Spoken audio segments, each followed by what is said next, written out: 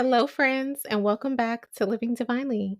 This is a space where storytelling meets strategy and the art of living well intersects with the art of building a brand that authentically expresses who you are. I'm Amber Janae, and here we explore the intricacies of identity, creativity, and intentionality, whether in life or in business. Today's conversation is going to be very informative. I've been thinking a lot lately about how so many of us have spent a vast majority of our lives trying to fit in. There's this constant desire to fit into these neat little boxes that the world tells us we are supposed to fit in. We are told to choose one thing, be very intentional about that one thing, master those things or master that one thing and stick with it. Stick with it for all of our lives.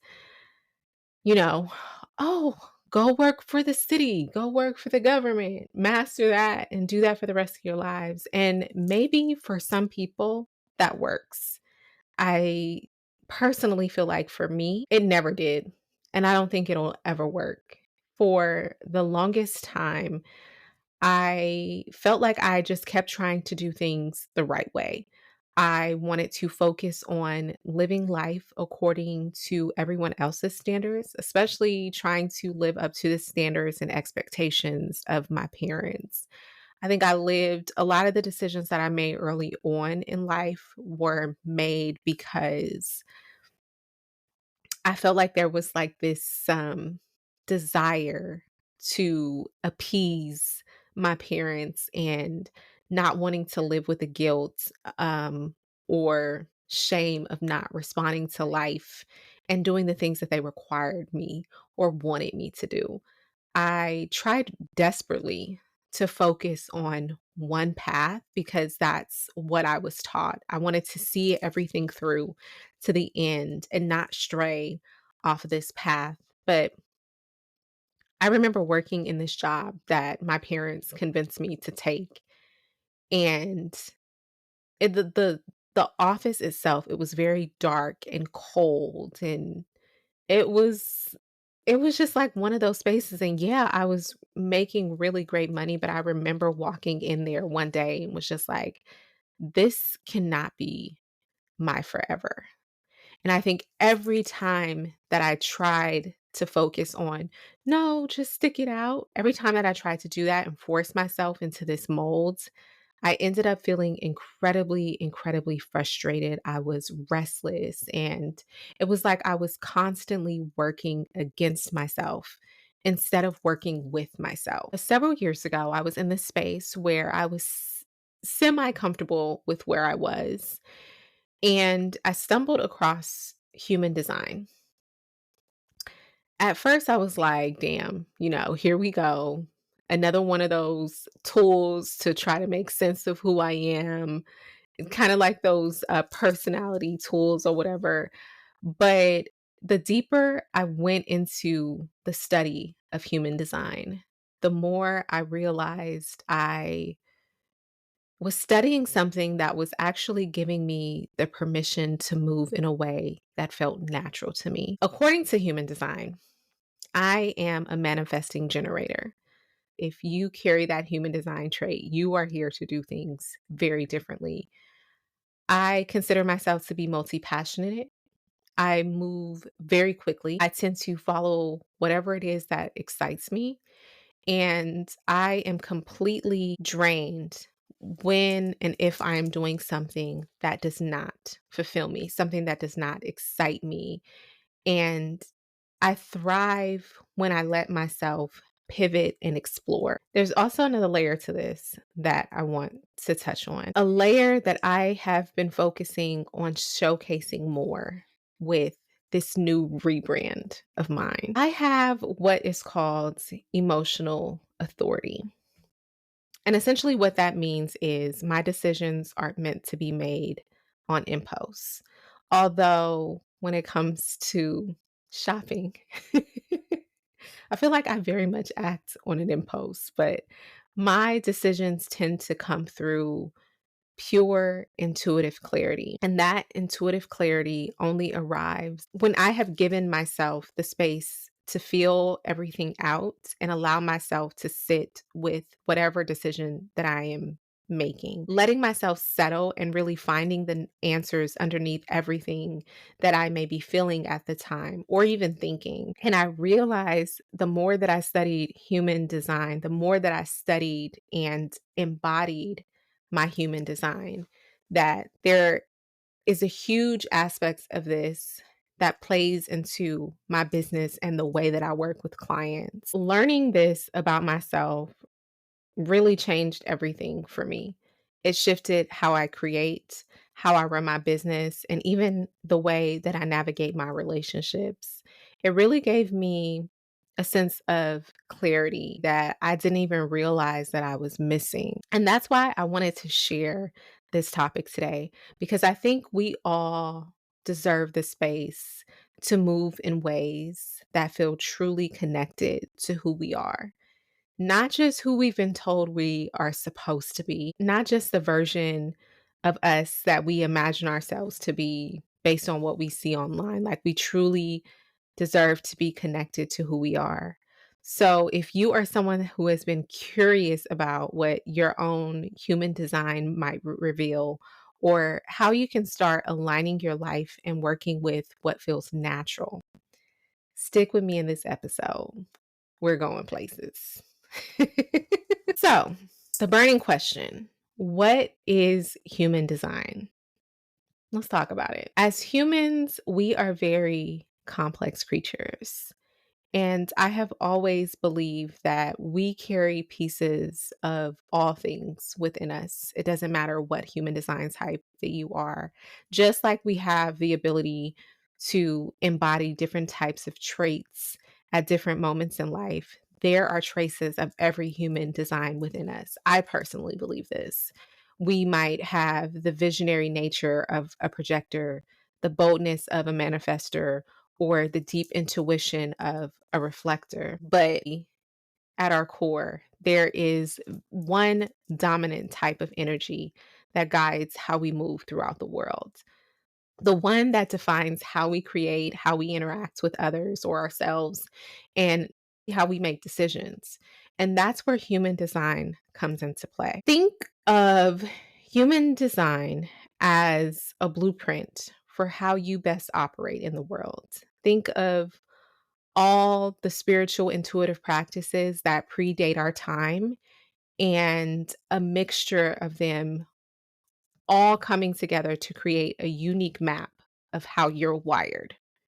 That's literally what it is. Something that I've discovered while going down the rabbit hole of human design is like, okay, how can explain this? Unlike personality tests, where those personality tests tell you who you are, human design tells you how you function best, how you make decisions, how you interact with people, how you move in alignment with your natural energy. It is something very unique to study. It's like having an instruction manual for your life and your business. It's very unique. And I promise you, as I have been leveraging my human design as a guide, so much of my life and my business has changed, and it has shifted and altered for the better. Within the system of human design, there are 5 main energy types, each energy type with its own strengths, challenges, and ideal ways of working. So let's talk about those for a minute. The first one is the manifestors. These are the trailblazers. The manifestors are the initiators. These types are natural born leaders who are really here to set things in motion. They excel best when they have the freedom to act independently and bring new ideas to life. They are often driven by inspiration and thrive when they're allowed to forge their own path. Some of their strengths are they are bold, they're very independent, they are innovative.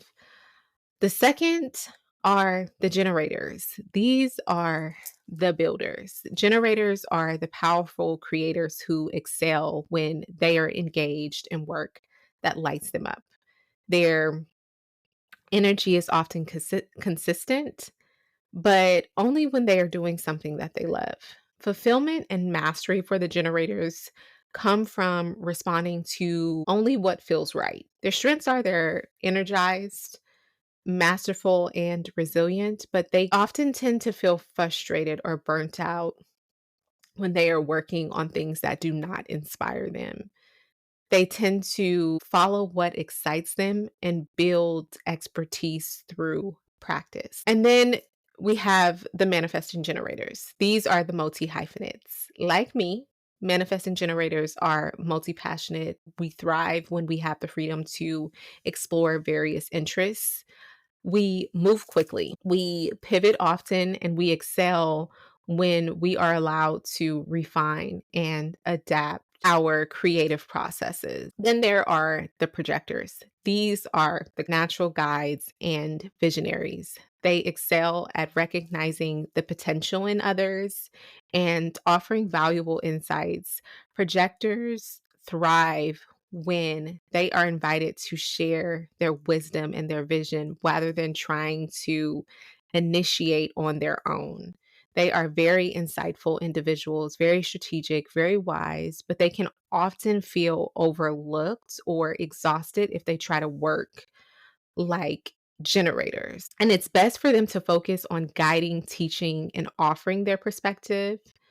Um, versus doing the opposite. And then lastly are the reflectors. The reflectors are the mirrors of human design. They are deeply intuitive. They act as mirrors to their environment. They reflect the health and alignment of the people and the spaces around them. Their unique gifts really lie in their capacity to observe and reveal what is working or what needs to change. Reflectors are very wise. They are perceptive and objective, but they can often feel overwhelmed or lost when they are not in the right environment. And it's best for them to surround themselves with the right people and be in the right environments and honor their need for time and space before making really big decisions. Now let's get into the fun stuff. Now that we've explored the 5 different types of human design, we are going to talk about how to apply human design to your life and your business. The beauty of human design is that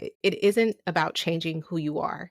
It's about understanding yourself to a point that you can move through life and business with more ease, more clarity, and alignment, and learning how to incorporate or adapt your human design to your present reality. It is really about knowing how you naturally operate to stop forcing yourself into structures that were never meant for you. I'm going to share a few tips and practices that have worked best for me. And hopefully, these tips and practices inspire you and work for you as well. First things first, it is really important for you to understand your decision making strategy.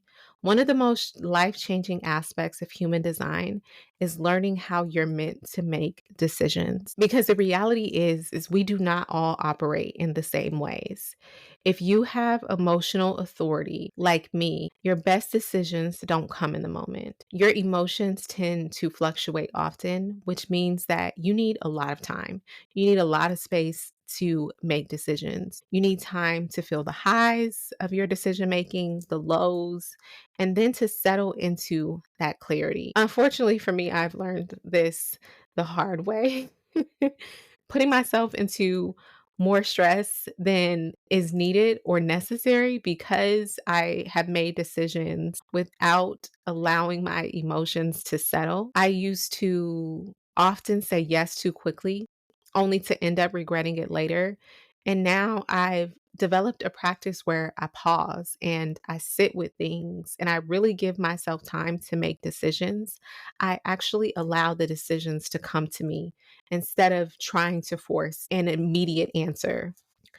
I've actually learned the power of giving myself the time to sit with the decisions or letting the decisions come to me as opposed to forcing myself to have the right answer in that moment. If you have sacral authority, your gut instinct is your superpower. Your truth and the answers that you seek are often felt in the body. You feel it in the now, in the moment, with a very clear yes or a very deep, undeniable no. If something inspires you or ignites you in the moment, you follow that. If it drains you, you walk away. If you are someone with splenic authority, your intuition is something that works in whispers. It is very quiet, it's immediate almost, and it often doesn't repeat itself. And if you're not very in tune with your natural state of being, you often miss the answers as they come. The challenge is you having to learn to trust your intuition before logic kicks in. If you have ego authority, your decisions should be led by what you desire, not by logic, not by obligation, but what feels right for you. This is when we go back to talking about honoring what feels right for us or choosing ourselves. If you have ego authority, your best decisions are led by you choosing yourself. Self projected authority means your truth is found in your voice. It's all about exercising your throat chakra. I was recently talking about the power of self advocacy. Talking things out, hearing yourself process aloud will always lead you to the right answers. If you have environmental authority, these are typically mental projectors. Your clarity comes through being in the right spaces around the right people at the right time. Your environments deeply affect your decision making. This is why we talk a lot about intentionality, because when you're not intentional about the people, places, and spaces you surround yourself with, you often tend to make the wrong decisions that impact you on a negative scale. Lastly, if you have lunar authority, these are often tied to reflectors. Your best decisions take time, a full lunar cycle to be exact. Slow down and let the clarity come naturally. Now that I've shared that, I want you all to imagine how much easier life would be if we stopped forcing ourselves to make decisions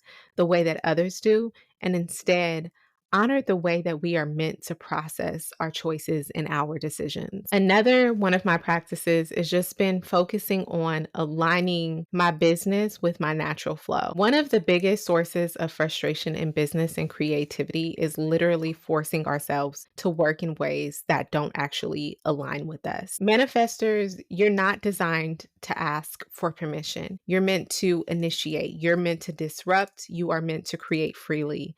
The moment you start waiting for validation, you lose your momentum. Your business will thrive when you own your power and move boldly. Generators, your work should feel deeply satisfying. If it doesn't, you're not in alignment with your truth.